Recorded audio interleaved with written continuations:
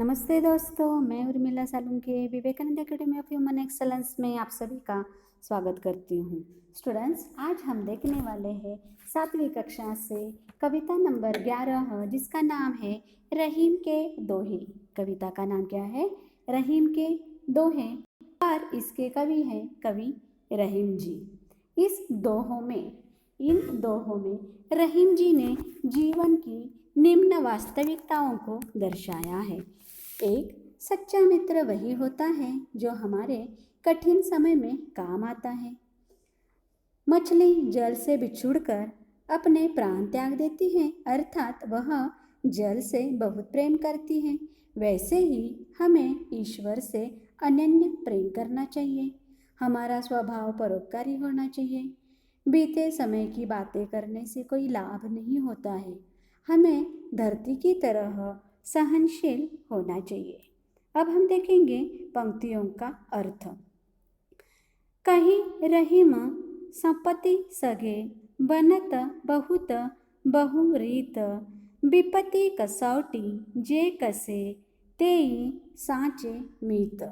संपत्ति धन दौलत, सगे अपने, बनत बन जाते हैं, बहुत से, रीत ढंग, विपत्ति मुसीबत, कसौटी परखना, तेई वहीं, सांचे सच्चे, मित्र। अब हम लोगों ने देखे इसके शब्दार्थ। अब इन दो पंक्तियों का अर्थ। रहीम जी कहते हैं कि जब तक मनुष्य के पास धन दौलत और मान सम्मान रहता है तब तक लोग उसके साथ अनेक प्रकार के रिश्ते नाते बनाने के लिए कई प्रकार के ढंग निकालते रहते हैं। लेकिन जो लोग दुख, दरिद्रता और विपत्ति यानी संकट के समय काम आते हैं वही सच्चे मित्र होते हैं। अब देखेंगे हम अगली पंक्तियां। जाल पर जले जात बही तजी मीनन को मोह रहीमन मछरी नीर को तउन छाड़ती छोह। जाल पर जले जात बही तजी मीनन को मोह रहीमन मछरी नीर को तउन छाड़ती छोह। जाल यानी जाला। देखो कि हम मछलियाँ पकड़ने के लिए जो जाल होता है उसको ये है जाल।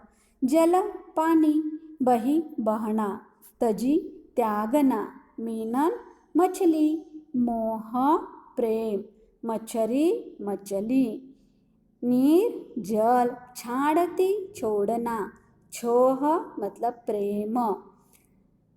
पानी में जाल डालने पर मछली तो जाल में फंस जाती है लेकिन पानी बहकर निकल जाता है।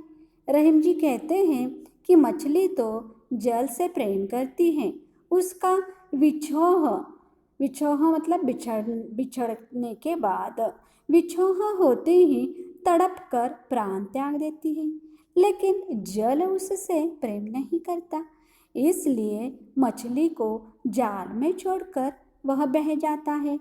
वास्तव में रहीम जी यह कहना चाहते हैं कि हमें मछली की भांति ईश्वर से प्रेम करना चाहिए। तीसरी पंक्तियां हैं। तरुवर फल नहीं खात है सरवर पियत न पान। तरुवर फल नहीं खात है सरवर पियत न पान।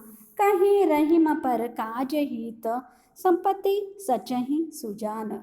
तरुवर यानी वृक्ष, खात खाते हैं, सरवर सरोवर, पियत पीते, पाण पानी, पर काज दूसरे का कार्य, हित भलाई, संपत्ति धन दौलत, सच ही एकत्रित करना या जोड़ना, सुजान बुद्धिमान या सज्जन। रहीम जी कहते हैं कि दूसरों के हित के कारण वृक्ष अपने फलों को स्वयं यानी खुद नहीं खाते तथा सरोवर अपना जल नहीं पीते। ठीक इसी प्रकार दूसरों के प्रति उपकार की भावना रखने के कारण ही सज्जन धन जोड़ते हैं। तरुवर फल नहीं खात है सरवर पियत न पाण, कही रहीम पर काज हित, संपत्ति सचहि सुजान।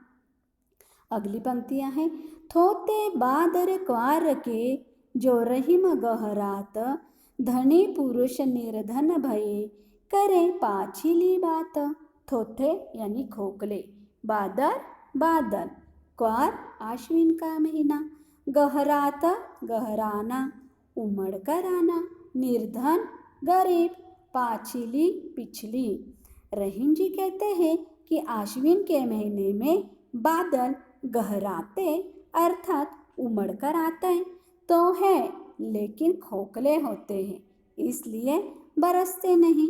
जबकि सावन महीने में बादल जमकर बरसते हैं, जैसे धनी पुरुष निर्धन हो जाने पर अमीरी की बातें करते रहते हैं, जिनका कोई लाभ नहीं होता है। अगली पंक्तियां हम देखेंगे। धरती की सी रीत है, शीत घाम औ मेह, जैसी परे सो सही रहे, त्यों रहीम यह देह। धरती यानी भूमि, रीत नियम, शीत शरद, घाम ग्रीष्म यानी गर्मी, मेह वर्षा, सही सहना, त्यों उसी प्रकार, देह शरीर।